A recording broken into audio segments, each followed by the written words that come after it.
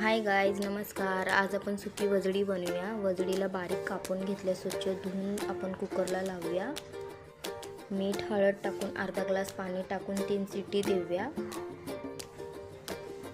बघूया आपण आपली वजडी शिजली आहे की नाही. त्याच्यानंतर कढई घेतली, कढईमध्ये तेल टाकलंय, बारीक कांदा कापून टाकलाय, चांगला लाल होईपर्यंत परतून घ्यायचा आहे. नंतर 4-5 मिरची कापून टाकली आहे, अद्रक लसूणची पेस्ट टाकली आहे, चांगलं परतून घ्यायचं आहे. नंतर टॅमॅटो टाकायचा आहे, टॅमॅटोला पण चांगलं हलवून घ्यायचं आहे.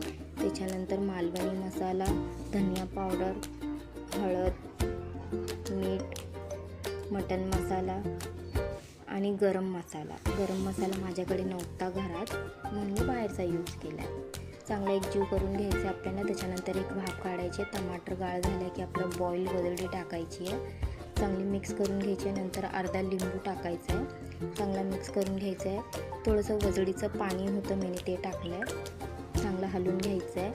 नंतर ढाकण ठेवून आपल्याला एक भाप द्यायची आहे, वरतून कोथिंबीर कापून टाकायची. झाली आपली वजडी रेडी.